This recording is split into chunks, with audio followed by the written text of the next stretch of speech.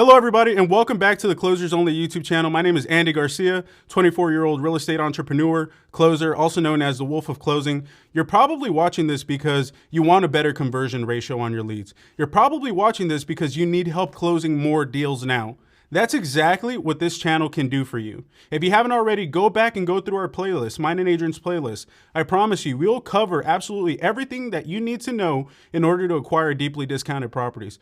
Particularly what we're going to be talking about today are 3 major strategies that are going to get you closing your sellers now, getting your seller from A to Z to the finish line to where ultimately you make some money and you close the deal. The first tip that you have to know is that you have to have absolute confidence in your number. Because I am asking you to shoot 30 offers at 30% on the dollar.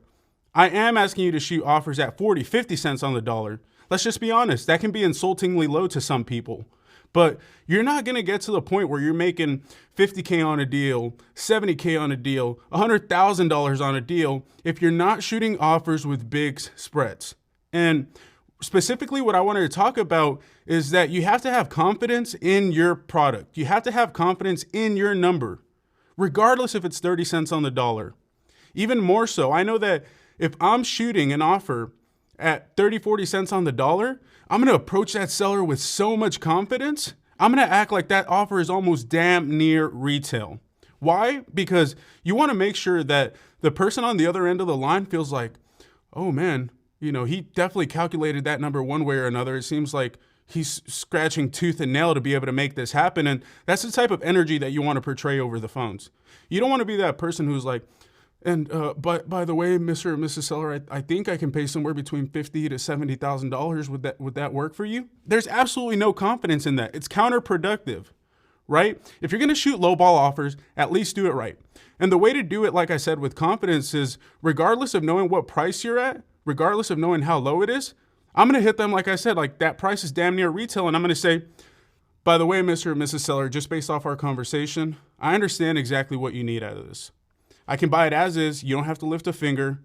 We know that, there's quite a bit of stuff left in the property. We're taking it exactly as it stands. Based off of our conversation, I know that I need to be at $50,000 to $70,000 for this property. And I'm going to stay silent, right? I'm going to follow up and I want to hear what their response is. The first one to speak after you give a price generally is going to shoot themselves in the foot. So that said, you have to make sure that when you are speaking to these people, once again, that they understand, okay, it sounds like, that's really the most that he can give me. You don't want to be in a position where you offer $50,000 to $70,000 and a seller on the other end of the line is like, I feel like he could give me more. He wasn't very confident in that price. Or maybe you give them that offer and they're like, he didn't sound very sure. He or she didn't sound like they could really execute on this offer. I'm going to move on to the next person. That's the last thing you want to do, right? And tip number 2, you have to ask the right questions, right? And what I mean by that is stop asking yes or no questions and expecting to get a response that you want to hear. If you ask yes or no questions, you're going to get a yes or no answer, right? So particularly, instead of asking the seller, hey, Mr. or Mrs. Seller, does your property need work? They're going to say yes or no, right? I want to get them speaking. I want them to tell me more than I need to know, right? So the proper way I would do that is, hey, Mr. or Mrs. Seller, specifically, what type of work would you say this property requires, right? Or if they say their property doesn't need a whole lot of work, hey, Mr. and Mrs. Seller, specifically, what type of upgrades have you done to your property, right? And you're going to get them talking. That's the goal of real estate acquisitions, is to let the seller speak more than you, because ultimately, if they're talking more than you and they're giving you more information than you need, you're just loading up on ammunition. You're loading up on ammunition and you're going to be able to use that in the 4th phase, which is the close. And tip number 3, before you get to the close, you have to be mindful that building a relationship with your prospects over the phone is going to get you bigger spreads. It's going to be easier to get your seller from A to Z because they're going to trust you more. And particularly what you want to know is that your seller should be speaking 60% or more. During the conversation, if you were to break it out in percentages, I want my seller to speak 60% of the time, right? And I want to be speaking somewhere between 30 to 40% because I want the conversation to be equally engaged. I want them to be just as interested in my product as I am in hearing about, what type of problems they have so I know how I can help them, right? So just make sure that you're always striving to build rapport. And particularly, even though they're talking 60% of the time, you're talking 40% of the time, you want to make sure that the conversation is 80% rapport building and 20% business. I mean, think about it. How fast can you give a seller your offer?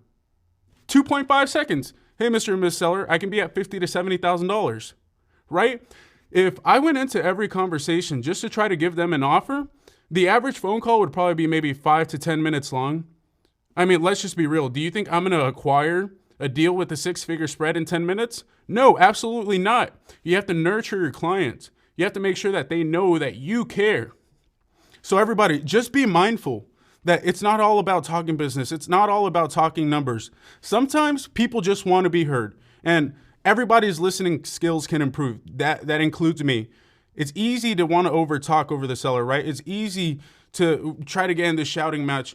Oh, sorry, I didn't mean to cut you off there. That's not what you want, right? Don't rush to get off the phones, because for all you know, your seller is going to give you that one piece of information that is going to help you almost get a light bulb on the top of your head and say, okay, she's definitely going to sell discounted. Let me shoot my offer way lower than I normally would, right? And that's the type of pattern that you want to get into, is where you know exactly what their needs are. And ultimately, since you do know how to operate within the 4 phases of closing, you know, you're aiming for a one shot, one kill. And that means from the time that you get the lead to the time that your seller hangs up, you're going to get a purchase agreement. With that said, those are 3 tips that are going to help you get your seller over the finish line. I hope you found this video valuable. Make sure to like, comment, and subscribe, and we'll see you in the next video.